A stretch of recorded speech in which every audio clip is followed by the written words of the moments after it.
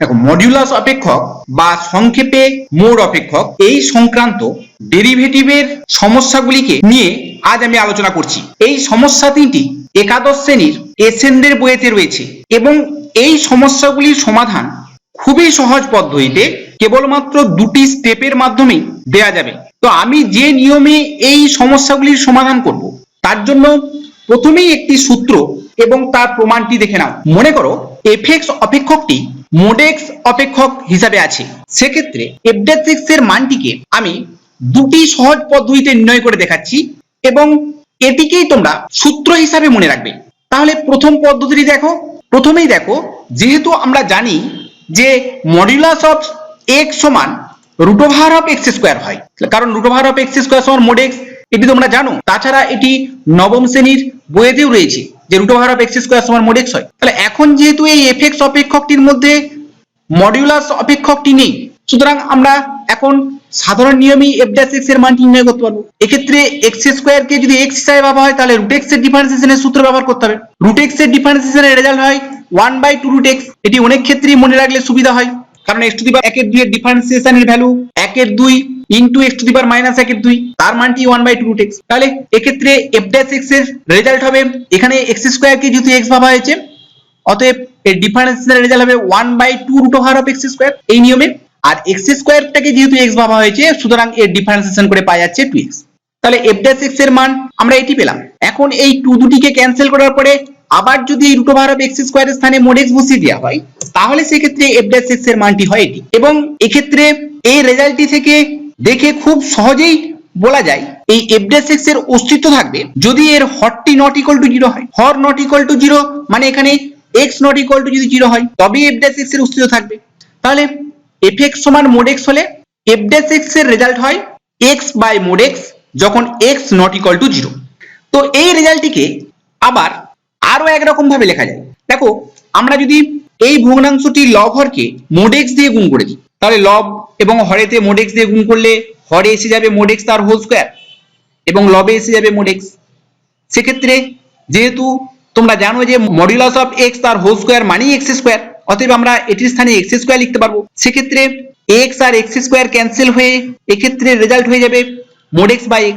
তার মানে fx সমান mod x হলে এই দুটি রেজাল্টের যে কোনো একটিকে লিখতে পারবো যখন x নট ইকুয়াল টু 0। এই দুটি রেজাল্ট খুবই সহজ, এটিকে লেখা যাবে mod x/x অথবা x/mod x এইভাবে। তো এই প্রমাণটি তোমরা আর এরকম ভাবে করে নিতে পারো। এখানে যেহেতু fx সমান mod x রয়েছে, অতএব এটিকে y ধরে নিয়ে y² সমান লেখা যাবে mod x তার হোল স্কয়ার। mod x তার হোল স্কয়ার মানেই x²। তাহলে এখন আমরা যদি বোথ সাইডে ডিফারেন্সিয়েশন করি, সেক্ষেত্রে 2y dy dx 2y dy dx এর মান হবে x² এর ডিফারেন্সিয়েশন করলে পাওয়া যাবে 2x। অতএব এখান থেকে যদি আমরা dy dx এর মান বের করি, সেক্ষেত্রে dy dx বা এখানে dy dx মানেই কিন্তু f'(x), মানে সেক্ষেত্রে dy dx বা f'(x) এর মানটি আমরা এখান থেকে নির্ণয় করতে পারবো। সেক্ষেত্রে রেজাল্ট হবে x/y।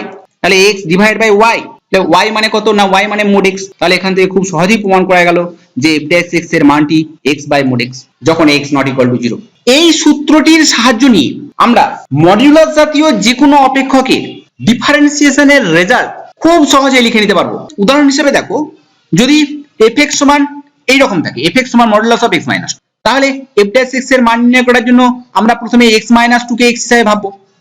সেক্ষেত্রে এই সূত্রটির সাহায্য নিয়ে আমরা f'(x) এর রেজাল্ট লিখে দেবো mod x/x।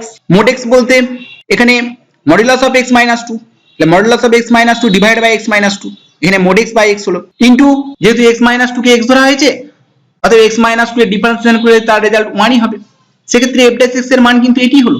এখন যদি আমরা এখান থেকে f'(-1) এর মান বের করতে চাই, এখানে দুটি স্থানেই x এর মান -1 বসিয়ে দিতে হবে। সেক্ষেত্রে এখানে f'(-1) এর মান হয়ে যাবে মডুলাস অফ -1 - 2 ডিভাইডেড বাই -1 - 2। তাহলে এই ক্ষেত্রে লবে এসে যাবে মডুলাস অফ -3। মডুলাস অফ -3 মানেই কিন্তু 3, তার মানে এটি এসে গেল 3 ডিভাইডেড বাই -3। তাহলে 3 ডিভাইডেড বাই -3 মানেই কিন্তু -1। এটি মুখে মুখে ক্যালকুলেশন করা যাবে। একই রকম ভাবে যদি f'(3) এর মান বের করতে চাও, তাহলে এই ক্ষেত্রে দুটি স্থানে x এর মান 3 বসাতে হবে। তাহলে x এর মান 3 বসালে এখানে লবেতে মডুলাস অফ 1 মানে 1 এসে যাবে এবং হরেতেও 1 এসে যাবে, সেক্ষেত্রে f'3 এর মান 1ই হবে। কিন্তু f'2 যদি নির্ণয় করতে চাও তাহলে কি এই রেজাল্টই বলে দিচ্ছে যে x এর মান 2 এর জন্য এখানে f'2 এর অস্তিত্ব থাকবে না, কারণ সেক্ষেত্রে হরটি শূন্য হয়ে যাবে। তাহলে এক্ষেত্রে আরো একটি গুরুত্বপূর্ণ বিষয় হলো fx সমান mod x অপেক্ষকটি কেবলমাত্র x = 0 তে অন্তর্কলনযোগ্য নয়, বাদ বাকি যে কোনো বিন্দুতেই fx সমান mod x অপেক্ষক অন্তর্কলনযোগ্য। এখন আবার দেখো এই সূত্রটির প্রয়োগের মাধ্যমে কিভাবে দুটি ধাপে মডুলাস জাতীয় অপেক্ষকগুলির খুব সহজেই ডিফারেন্সিয়েশন করা যায়। তাহলে এখানে প্রথম সমস্যাটি রয়েছে fx সমান x mod x হলে দেখাও যে f'(x) সমান 2 mod x। তাহলে যেহেতু fx অপেক্ষকটি দুটি অপেক্ষকের গুণফল আকারে রয়েছে, অতএব আমরা এখানে গুণের সূত্র প্রয়োগ করব। সেক্ষেত্রে f'(x) এর মানের জন্য প্রথমে x এর ডিফারেন্সিয়েশন করা হলো এবং mod x কে অপরিবর্তিত রাখা হলো। x এর ডিফারেন্সিয়েশন করে 1 পাওয়া গেছে এবং mod x কে অপরিবর্তিত রাখা হয়েছে। তারপরে x টিকে অপরিবর্তিত রেখে mod x এর ডিফারেন্সিয়েশন করা হলো। mod x এর ডিফারেন্সিয়েশন রেজাল্ট হয় mod x বাই x। তাহলে সেক্ষেত্রে এই x x ক্যান্সেল হয়ে যাবে, সেক্ষেত্রে এখানে mod x যুক্ত x সমান 2 mod x আসবে এবং এটি সম্ভব হবে যখন x ≠ 0। তাহলে দুটি স্টেপেই কিন্তু আমরা এই সমস্যাটির সমাধান করতে পারলাম। পরবর্তীতে বলেছে fx সমান modulus of x - 2 plus modulus of x - 4 হলে দেখাও যে f'3 সমান 0। তাহলে এখানে দুটি মোড অপেক্ষকের যোগফল হিসাবে fx অপেক্ষকটি রয়েছে, অতএব f'(x) এর মান নির্ণয় করার জন্য প্রথমে মডুলাস অফ x - 2 এর ডিফারেন্সিয়েশন করতে হবে। মডুলাস অফ x - 2 এর ডিফারেন্সিয়েশন রেজাল্ট হবে modulus of x - 2 divide by x - 2, কারণ f'(x) এর রেজাল্ট হয় mod x by x into x - 2 এর ডিফারেন্সিয়েশন সেটি 1ই হবে। একই রকম ভাবে মডুলাস অফ x - 4 এর ডিফারেন্সিয়েশন এর রেজাল্ট হবে modulus of x - 4 divide by x - 4 এবং x - 4 এর ডিফারেন্সিয়েশন রেজাল্ট 1ই হবে। এক্ষেত্রে অবশ্যই x ≠ 2 এবং x ≠ 4 হবে, কারণ হরগুলি কখনোই শূন্য হতে পারে না। যদি আমরা এখন f'3 এর মান নির্ণয় করি, দেখো এখানে কিন্তু f'3 বলেছে, এখানে কিন্তু f'2 বা f'4 বলেনি, তাহলে কিন্তু সেগুলির অস্তিত্বই থাকতো না। তাহলে এই ক্ষেত্রে f'3 এর মান নির্ণয় করার জন্য এখানে x এর মান 3 বসাতে হবে। এই দুটি ভগ্নাংশেতেই x এর জায়গাতে 3 বসিয়ে দিলে আমরা এই রেজাল্টটি একবারে বের করে নিতে পারবো। এখানে মডুলাসের মান সর্বদাই ধনাত্মক হয়, এখানে এসে যাবে 1/1, আর এখানেও এই মডুলাসের মানটি +1 হবে এবং এই ক্ষেত্রে হরে -1 আসবে, যার জন্য এই রেজাল্ট শূন্য হয়ে যাবে। পরবর্তী এই সমস্যাটিও ক্লাস 11 এর এসএনডি বইতে রয়েছে। এখানে বলা আছে fx সমান mod x into x plus mod x হলে f'(x) সমান কত, এটি নির্ণয় করতে বলা হয়েছে। তো এই ক্ষেত্রে প্রথমে আমরা এই গুণটি করে নেব। এখানে fx সমান হলো x mod x plus mod x into mod x মানে x²। এখন যদি আমরা এখানে f'(x) এর মান নির্ণয় করি, সেক্ষেত্রে প্রথম পার্টটি গুণের সূত্র এবং সেক্ষেত্রে mod x কে অপরিবর্তিত রেখে x এর ডিফারেন্সিয়েশন করলে এখানে mod x পাওয়া যাবে এবং এখানে x টিকে অপরিবর্তিত রেখে mod x এর ডিফারেন্সিয়েশন করলে এটি পাওয়া যাবে। আবার x² এর ডিফারেন্সিয়েশন করলে 2x পাওয়া যাবে। এখানে এই x গুলি ক্যান্সেল হয়ে গেলে এখান থেকে রেজাল্ট পাওয়া যাবে 2 mod x যুক্ত 2x যখন x ≠ 0। এখানে কেবলমাত্র হরে x আসার জন্য এই হরটি শূন্য হওয়া চলবে না, x ≠ 0। এটি হলো f'(x) এর মান। কিন্তু দেখো তোমাদের বইয়েতে কিন্তু f'(x) এর মান হিসাবে এটিকেই লেখা আছে। তো আমি দেখিয়ে দিচ্ছি এই উত্তর দুটি কিন্তু সেম। তো আমার মনে হয় এই উত্তরটি থেকে এই উত্তরটি আরো সুন্দর, কারণ দেখো এখানে বলা হয়েছে x ≠ 0, তার মানে যদি x > 0 নেওয়া হয় তাহলে সেক্ষেত্রে এখানে mod x এর মান হয়ে যাবে x।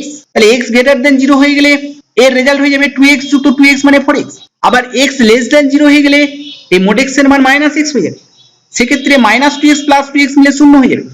সুতরাং x < 0 এর জন্য এটি রেজাল্ট হয়ে যাবে 0। তাহলে এই সমস্যাটির সমাধানও আমরা দুটি স্টেপে করতে পারলাম এবং এটি করার জন্য কেবলমাত্র mod x এর ডিফারেন্সিয়েশনের সূত্রটি লাগছে। mod x এর ডিফারেন্সিয়েশনের সূত্র হলো mod x বাই x এবং এই নিয়মটি কাজে লাগিয়ে আরো যে কোনো মডুলাস সংক্রান্ত অপেক্ষকের অন্তর্কলজের মান খুব সহজেই তোমরা নির্ণয় করতে পারবে।